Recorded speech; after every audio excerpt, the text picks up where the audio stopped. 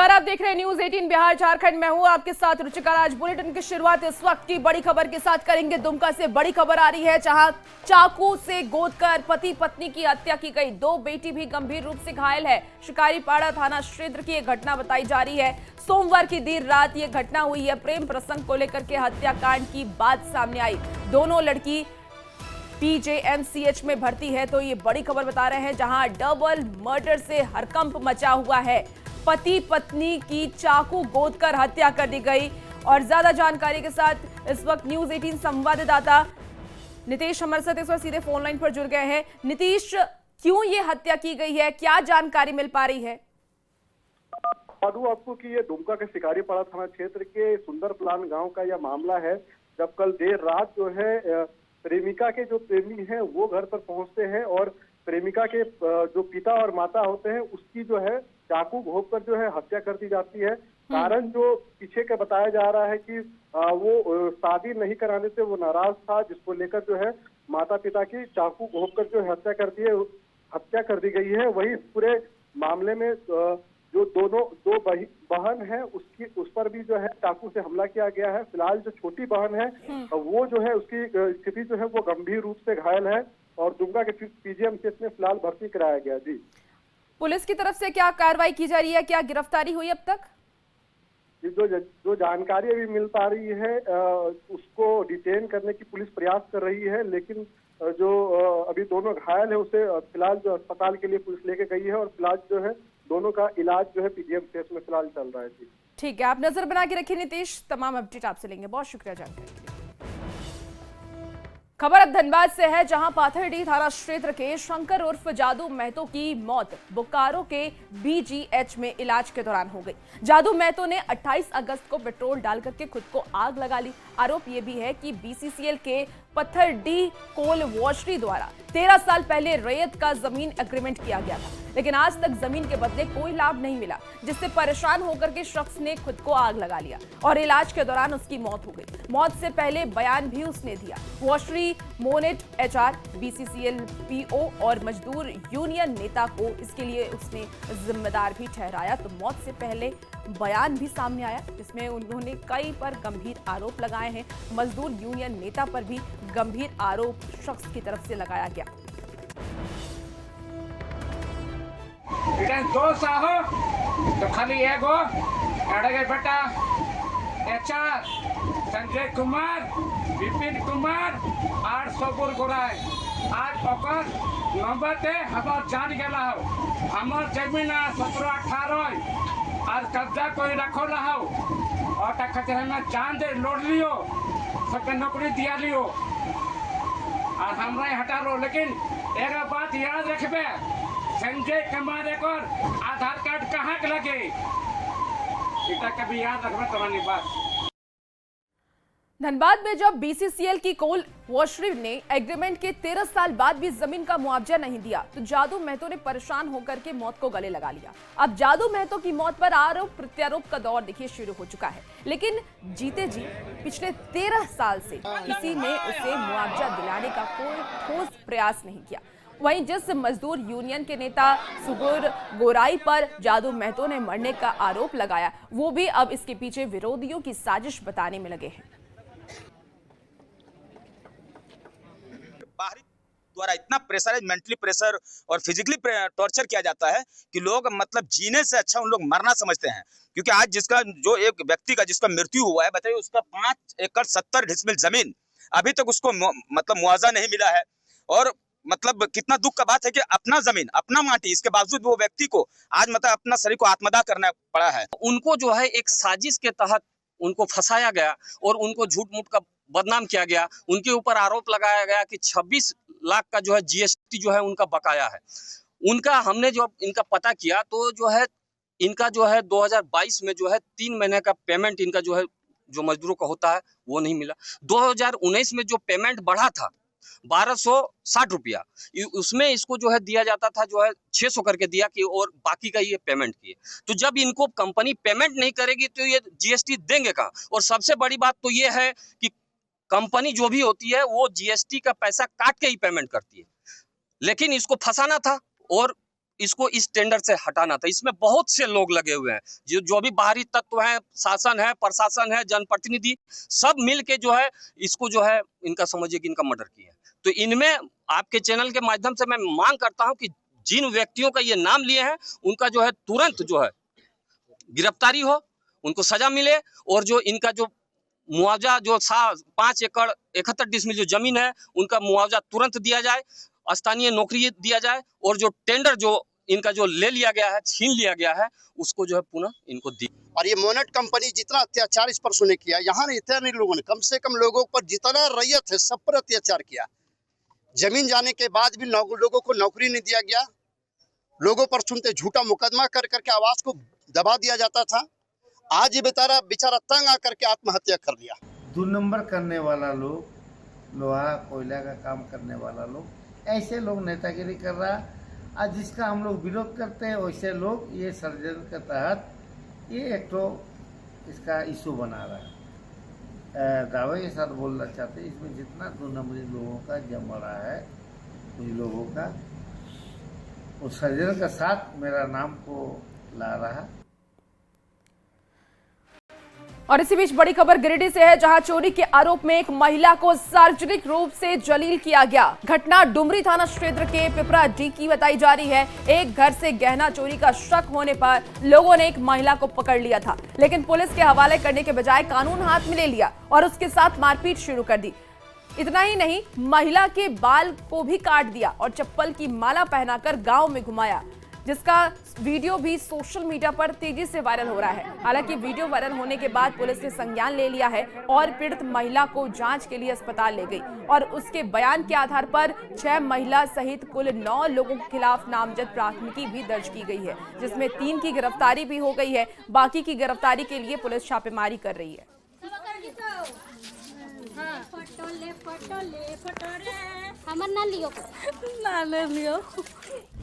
अब ऐसे में सवाल ये उठता है कि कानून हाथ में लेने का अधिकार आखिर किसने दिया। सवाल ये भी कि भीड़ को कानून हाथ में लेने का अधिकार किसने दिया। चोरी का शक हुआ तो पुलिस से शिकायत क्यों नहीं की गई। खुद को समाज के ठेकेदार मानने वाले कानून से ऊपर कब से चले गए और एक महिला को इस तरह से जलील करना कितना सही है। आखिर ये कौन से सभ्य समाज की तस्वीर दिखाती है। ये तमाम ऐसे सवाल हैं जो इस घटना के बाद सामने आ रहे हैं।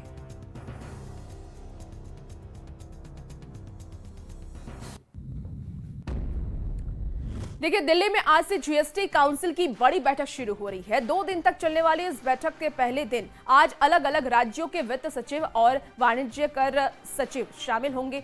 बैठक में झारखंड के वित्त मंत्री राधाकृष्ण किशोर भी शामिल होने वाले हैं और झारखंड के हक की मांग रखेंगे। वित्त मंत्री इस बैठक में झारखंड के लिए केंद्र से क्षतिपूर्ति अनुदान की मांग रख सकते हैं। तो जीएसटी को लेकर के बैठक होने वाली है। 2 दिन तक ये जीएसटी काउंसिल की बैठक चलेगी। इस बैठक में तमाम मुद्दों पर चर्चा होगा। केंद्र से झारखंड मांगेगा क्षतिपूर्ति अनुदान। आपको बता दें कि इस बैठक को लेकर के पहले से ही तैयारी शुरू कर दी गई थी और 2 दिन तक चलने वाली इस बैठक के पहले दिन यानी कि आज अलग अलग राज्यों के वित्त सचिव और वाणिज्य कर सचिव शामिल होंगे। फेडरल स्ट्रक्चर की खूबसूरती है, केंद्र राज्य का समन्वय। प्रधानमंत्री जी ने घोषणा की है कि बड़ी कटौती होगी साहब पर्व त्योहार के पहले जीएसटी में, तो उसको लेकर बहुत बड़े स्तर पर मंथन चल रहा है, राज्यों से पूछा जा रहा है। तो मुझे लगता है कि जो जीएसटी का रिफॉर्म्स है ये एक लैंडमार्क रिफॉर्म्स होगा और उसके बाद जो भी जीएसटी में विसंगतियां हैं या जो भी रहती हैं आरोप लगता है वो दूर हो जाएगी। स्वाभाविक तौर पे हम भी अपनी बात जीएसटी काउंसिल की बैठक में रखेंगे कि हमारा जीएसटी का पैसा जो है आज तक अभी तक रिलीज नहीं हुआ है, तो जीएसटी का पैसा हमारा रिलीज हो और जो गलत जीएसटी लागू किया गया है उसमें सुधार किया जाए।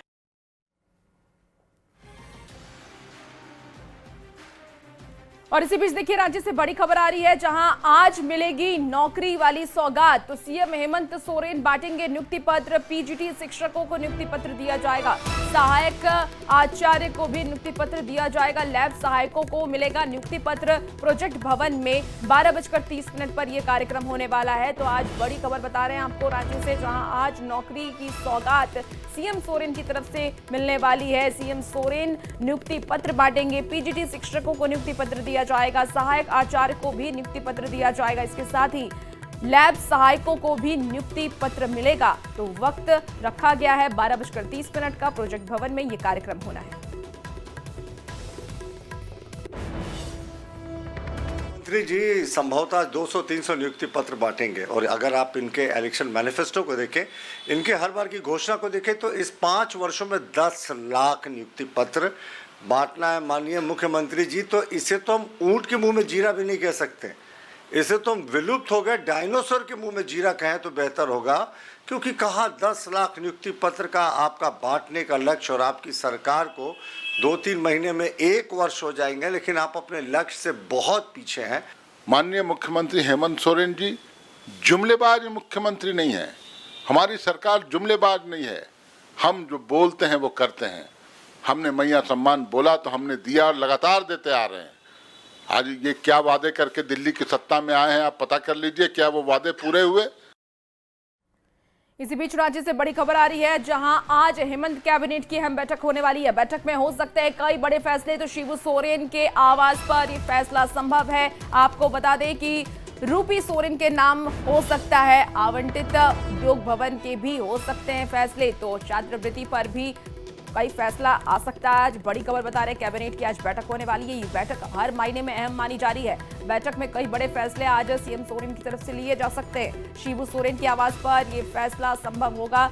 आपको बता दें कि रूपी सोरेन के नाम हो सकता है आवंटित, और उद्योग भवन के भी कई बड़े फैसले आज सीएम सोरेन ले सकते हैं।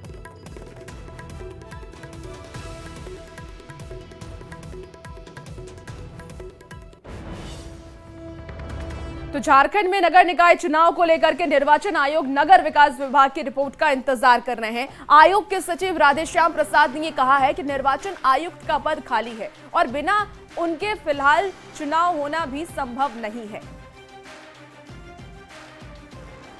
पिछड़े वर्गों के आरक्षण के संबंध में जब तक नगर विकास विभाग कोई अधिसूचना निकाल नहीं देती है, तब तक हम लोग उस पर कुछ कार्रवाई नहीं कर सकते, क्योंकि हम लोग नगर विकास विभाग उस जनसंख्या को, उस डाटा को अधिसूचित करेगी, कर करके राज्य निर्वाचन आयोग को आएगा। तो उसके बाद जो है उसकी तैयारी शुरू करेंगे। वैसे आपको बता दें कि वर्तमान में जो है राज्य निर्वाचन आयुक्त का पद रिक्त है। उनके बिना जो है अभी किसी प्रकार का काम निर्वाचन से संबंधित नहीं किया जा सकता, प्रारंभ नहीं किया जा सकता है। लोहरदगा में करम पूर्व संध्या का आयोजन किया गया, जिसमें राज्यसभा सांसद दीपक प्रकाश और पूर्व सांसद सुदर्शन भगत शामिल हुए। मंदिर की आपको बता दें कि मंदिर की थाप पर सभी झूमते नजर आए हैं। इसके साथ ही दीपक प्रकाश ने यह भी कहा है कि करम प्रकृति की रक्षा पर्व है, लेकिन मौजूदा सरकार अवैध खनन को बढ़ावा देकर के प्रकृति से खिलवाड़ कर रही है। दोहरा चेहरा और चरित्र कांग्रेस के नेताओं का है। उनके चाल और चरित्र में ही प्रश्न चिन्ह लगा हुआ है, चाहे झारखंड मुक्ति मोर्चा का। कहते और करते कुछ है, कथनी कुछ है, करनी कुछ है। समाज में वो समाज के लिए जीने का संकल्प लेते हैं, लेकिन रात में जाकर के पूंजीपतियों से सौदे करने का काम करते हैं। और अवैध खनन का अगर विरोध कर सकता है, विस्थापितों की लड़ाई कोई लड़ सकता है, तो उसका नाम भारतीय जनता पार्टी है। धनबाद सांसद ढुलू महतो ने राज्य सरकार पर निशाना साधा है। उन्होंने ये कहा कि राज्य सरकार की लापरवाही के कारण धनबाद और बोकारो से हवाई सेवा शुरू नहीं हो पा रही है। ढुलू महतो ने यह भी कहा है कि राज्य सरकार जमीन दे, वो धनबाद से हवाई यात्रा शुरू करवाएंगे। बोकारो एयरपोर्ट से उड़ान में हो रही देरी के लिए भी ढुलू महतो ने राज्य सरकार पर निशाना साधा। राज्य सरकार को हम आग्रह भी किए और चुनौती भी दिए कि अगर झारखंड के हित में आप काम करना चाहते हैं तो आप जमीन उपलब्ध कराइए, पैसा जितना लाना पड़े हम लाके जमीन पर काम करवाएंगे। मगर सरकार से हम चीफ सेक्रेटरी और मंत्री से भी बात करवाएं, टेलीफोनिक बात, आप चीफ सेक्रेटरी से बात कर सकते हैं, मगर सरकार का मानसा ही साफ नहीं है। सरकार का मानसा अगर साफ रहे तो कोई भी काम ऐसा कोई भी असंभव नहीं है। रक्षा राज्य मंत्री संजय सेठ ने पीएम मोदी के चीन दौरे को ऐतिहासिक बताया। उन्होंने कहा कि एससीओ की बैठक में पहलगाम हमले की निंदा की गई, जो कि 26 पर्यटक मारे गए, उनके प्रति गहरी संवेदना प्रकट की गई। आतंकवाद के खिलाफ ये बड़ा अपडेट है। प्रधानमंत्री हमेशा टेररिस्ट के खिलाफ, टेररिज्म के खिलाफ और जीरो टॉलरेंस इन टेररिज्म और टेररिस्ट, और ये संगठन चीन के अंदर बैठक हो रही है। माननीय प्रधानमंत्री जी, चाइना के जिनपिंग जी, दुनिया भर के देश 10-12 देश वहां भाग ले रहे हैं, और उनका यह प्रस्ताव पारित करना कि पहलगांव के जो अटैक था वो टेररिस्ट के द्वारा किया गया था, निंदनीय है, उसकी निंदा की गई। और जो 26 पर्यटक मारे गए पहलगांव अटैक में, उनके प्रति संवेदना व्यक्त की गई और कहा गया कि उसको जस्टिस मिलना चाहिए। ये बहुत बड़ी खबर है, ये भारत की इतनी बड़ी कूटनीतिक जीत है। प्रधानमंत्री हमेशा टेररिस्ट के देखिए, झारखंड को जल्द ही केंद्र सरकार से सेहत वाली बड़ी सौगात मिलने वाली है। केंद्र की ओर से झारखंड में 6 नए मेडिकल कॉलेजों की स्थापना का रास्ता अब साफ हो गया है, और इसके लिए मंत्री सुदिव्य कुमार सोनू ने केंद्रीय स्वास्थ्य मंत्री जेपी नड्डा का आभार भी व्यक्त किया।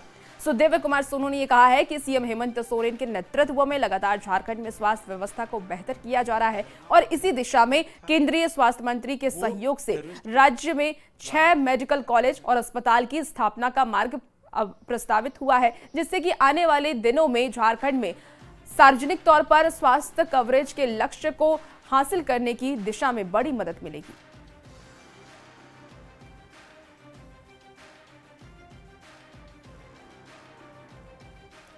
लोहरदगा के कुड़ू में झुंड से बिछड़ा एक जंगली हाथी दलदल से भरे गड्ढे में फंस गया। कुछ लोगों ने घंटों की मशक्कत के बाद हाथी को बाहर निकाला। मौके पर वन विभाग की टीम भी मौजूद रही और बाद में झुंड से बिछड़े हाथी को उसके झुंड की ओर खदेड़ा गया। ये एक्सक्लूसिव तस्वीर भी आपको इस वक्त टीवी स्क्रीन पर दिखा रहे हैं, किस तरीके से हाथी फंसा हुआ है।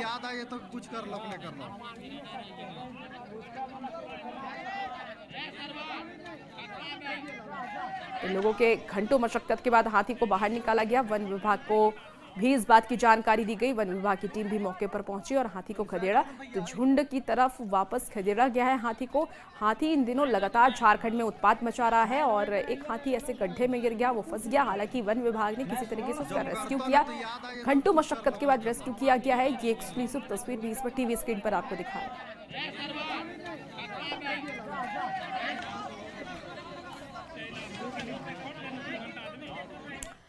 महानगरों की तर्ज पर जमशेदपुर पुलिस पहले से ही और ज्यादा हाईटेक होने जा रही है। त्योहारों को देखते हुए पुलिस पेट्रोलिंग को दुरुस्त करने और अपराधियों पर नकेल कसने के लिए पुलिस अब बाइक से लैस होने जा रही है, जिससे पुलिस को कहीं भी पहुंचने में आसानी होगी। गली मोहल्ले तक में पुलिस आसानी से पहुंच सकेंगी और इसके लिए जिला मुख्यालय से 70 नई बाइक गोलमुरी पुलिस लाइन में आ गई है। महानगर की तर्ज पर अब जमशेदपुर में भी पुलिस जो है हाईटेक होने जा रही है और पलक झपकते लोगों की समस्याओं से निजात दिलाने के लिए अब जमशेदपुर पुलिस को भी हाईटेक वाहनों को दिया जाएगा। आप देख सकते हैं मेरे पीछे जो है ये 70 बाइक जमशेदपुर शहर पहुंच चुकी है और ये 70 बाइक जो है हाई स्पीड बाइक है, जिससे जो जमशेदपुर शहर में जिस तरह भी त्यौहार आ रहे हैं, दुर्गा पूजा, तमाम त्यौहार आएंगे, जिसमें जमशेदपुर शहर की सबसे बड़ी समस्या जो होती है वो लगातार छिनतई और जो जाम की समस्या होती है उससे निपटने में ये कारगर होगा। हालांकि ये गाड़ियों का जिले के एसएसपी द्वारा तमाम पुलिस अधिकारियों को और ट्रैफिक जवानों को दिया जाएगा, जिससे जमशेदपुर शहर में जिस तरह त्यौहार आ रहे हैं और शहर में जो जाम की समस्या उत्पन्न होती है, साथ ही साथ जो छिनतई और क्राइम होता है उस पर लगाम लगाने के लिए ये गाड़ियाँ जो है वो कारगर होगी। ये काफ़ी स्पीड की गाड़ी है और काफ़ी स्पीड से जो है पलक झपकते जब लोगों की शिकायत मिलेगी तो 5 मिनट के अंदर जो है पुलिस अधिकारी उन लोगों तक पहुंचेंगे और लोगों की समस्याओं से निजात दिलाने का काम करेंगे। तो कहीं ना कहीं जमशेदपुर पुलिस को एक नई तरीके से महानगर के तर्ज पर जमशेदपुर को भी स्मार्ट बनाने में ये बाइक जो है कारगर होगी। हालांकि अभी तक ये पुलिस लाइन में रखा गया है और जिले के एसएसपी द्वारा इस वाहनों को पुलिस अधिकारियों को, कर्मचारियों को दिया जाएगा, जिसके बाद जमशेदपुर शहर में जिस तरह ट्रैफिक जाम की समस्या होती है या किसी तरह छिनतई की, क्या अगर कोई क्राइम की घटना होती है तो उसको निपटने के लिए ये बाइक से जो पुलिस अधिकारी है पलक झपकते वहां पहुंचेंगे और कहीं ना कहीं इस तरह की घटनाओं पर लगाम लगाने का प्रयास करेंगे। न्यूज़ 18 के लिए जमशेदपुर से आशीष कुमार तिवारी। चलिए बात अब मौसम के मिजाज की कर लेंगे तो राजधानी रांची समेत आसपास के जिले में मानसून एक बार फिर से सक्रिय हो गया है। बंगाल की खाड़ी में एक बार फिर लो प्रेशर बनने की वजह से राजधानी रांची में बीती रात से ही लगातार बारिश हो रही है। रांची के अलावा गुमला, खूंटी, सरायकेला, सिमडेगा समेत कई जिले में भारी बारिश की चेतावनी मौसम विभाग की तरफ से जारी की गई है और इसको लेकर के मौसम विभाग की ओर से येलो अलर्ट भी जारी किया गया है। फिलहाल 3 से 4 सितंबर तक कई जिलों में बारिश और ठनका गिरने की संभावना है। राजधानी रांची में मानसून का मिजाज एक बार फिर बदल गया है। बंगाल की खाड़ी में लो प्रेशर बनने की वजह से राजधानी रांची में बीती रात से ही लगातार बारिश हो रही है। बता दें कि मौसम विभाग का जो पूर्वानुमान है उसके मुताबिक गुमला, खूंटी, सिमडेगा, सरायकेला खरसावां और सिवुम में भारी बारिश की चेतावनी जारी की गई है। जो मॉर्निंग वॉकर्स हैं उनके छाते खुले हुए हैं, लेकिन कुछ मॉर्निंग वॉकर्स ऐसे भी हैं जो बिना छाते के ही यहाँ पहुँचे हैं। लेकिन बारिश हो रही है रांची में ही। मौसम अचानक बदल गया। कल तक धूप खिली थी, तो पूरा गर्मी था, है ना, धूप था, टेम्परेचर भी बढ़ा हुआ था। लेकिन सुबह में जैसे 4 बजे लोग उठा, हम उठे, देख रहे बारिश पूरा हो रहा, बादल गरज रहा और अच्छा खासा बारिश हो रहा था। अभी थोड़ा लेकिन कम हुआ है, लेकिन हमको लग रहा है दिन भर ऐसे ही रहेगा। ये रांची मानने वाली नहीं है। नहीं, मतलब बारिश जो है इस बार अच्छा लोगों को मजा चखाएगा। बारिश बोल रहा, लो बारिश इस साल तो काफी बारिश दे रहा, ताबड़तोड़ एकदम, नदी नाला जितना। किसानी खुश हैं लोग। हाँ, किसान खुश है। बीच में धूप भी दे रहा ना, तो धान के लिए ठीक है वो, है ना। लेकिन धान को थोड़ा चाहिए भी, धूप और बारिश दोनों चाहिए। तो धूप मिला ना, कल 2 दिन धूप मिला है इसको, तो आज बारिश हो रहा है। तो कल फिर कल तक क्या था कि नॉर्थ में था ये लो प्रेशर जो है, आज इधर शिफ्ट हो गया है, ये फिर कहीं और शिफ्ट होगा, है ना। देखिए मानसून का बादल है, मचलता रहता है, आसमान बदलता रहता है और इस बार मानसून का जो बादल है झारखंड का आसमान उसने चुना है। ऐसे में राजधानी में रांची में लगातार बारिश हो रही है और फिलहाल जो बारिश है मानसून का, उससे आपको राहत नहीं मिलने वाली। संजय कुमार सिन्हा, न्यूज़ 18 रांची। चलिए खबर अब गुमला से है, जहां पालकोट रोड स्थित केओ कॉलेज के पास सरना महासम्मेलन स्थल में कर्मा पर्व संध्या कार्यक्रम का आयोजन हर्षोल्लास के साथ किया गया। कार्यक्रम की शुरुआत पारंपरिक रीत रिवाज के अनुसार की गई है। आपको बता दें कि इस दौरान 71 खोरहा दल के कलाकारों ने पारंपरिक वेशभूषा में ढोल नगाड़े की थाप पर मनमोहक नृत्य प्रस्तुत किया है और उसकी प्रस्तुति ने उपस्थित लोगों को मंत्रमुग्ध कर दिया और पूरा वातावरण आदिवासी संस्कृति की छटा से सराबोर हो उठा। मुख्य अतिथि के रूप में झारखंड के कल्याण मंत्री चमरा लिंडा की पत्नी ललिता लिंडा मौजूद रही। हम लोग आने वाला समय में भी ऐसा हो, इसलिए हम लोग हर वर्ष एकादशी, भादो एकादशी के दिन में कर्मा गाड़ते हैं, लेकिन उसके पूर्व हम लोग एक सम्मिलित रूप से इसको सामूहिक रूप से मनाते हैं। और फिलहाल इस बुलेटिन में